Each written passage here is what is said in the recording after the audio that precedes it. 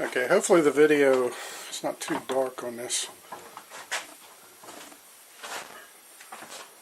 And I can show you. One of the things I wanted to show you on the chuck is that on the lever, you must release the lever in order to adjust the chuck. Otherwise the whole thing will spin. Basically adjust the lever up a little bit, hold your spindle, and you can adjust this. If for some reason this is stuck, you want to clamp it down by the back, hold on to your chuck, and get these threads worked out. The other thing you want to do is put an arrow on the head of your chuck, and when you take this chuck all the way off, you want to match up your threads with another arrow, so when you first put it in, it catches your first thread. Notice I can't pull that off. Okay, so when you pull this off, you'll see you have 3 basic rollers. And these will pop right out. They got little key slots in them. They will pop right out. And put the light on here just in case. The lighting's real poor up here. But these will hold the valve inside of here. Okay, and you can see this was made to hold a much bigger valve. And the inside of the chuck is tapered up in here just like a regular drill chuck. So unless you have this in here and it spins, you'll never be able to adjust it.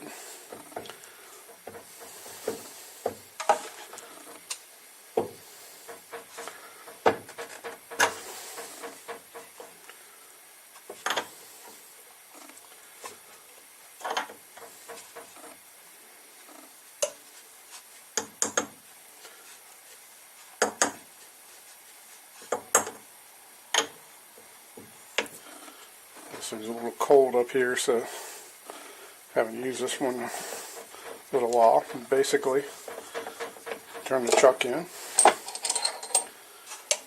And then what I typically do with the valve is I'll run it up till it stops, but I'll pull my lever up a little bit more and adjust it a little further. If you noticed, it bottomed out when the lever was all the way over. It stops, but the valve's still free. So what you want to do is turn it just a little bit more, so your adjustment's in the middle, and this allows your lock to catch the valve a little tighter. So you got to use the lever in here with using this. I loosened all this stuff and took some pieces off so I could show you. Because if you need to, you can remove the box, and your chuck assembly, basically there's 2 bearings here and a belt in the back if you do need to take your assembly off. But most likely what normally happens is here, because these things cut so much metal, that they'll get some metal dust in here, and PB Blaster works really good to spray up in there and keep this loose and free. Your machine has been probably sitting a little bit. It was used a little over a month ago, or probably 6 weeks ago. I cut a bunch of valves on it, had no trouble with it.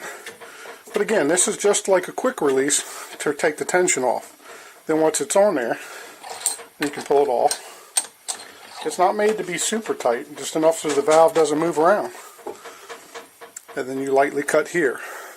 If for some reason you just can't get this right and we need to do an exchange, this machine works fine. You can unhook the wires right back here. I don't know if I could see that over there, but I'll move this here. The electrical box is in the back of this machine. There's basically 4 wires in the ground. And you can mark these, they're color coded.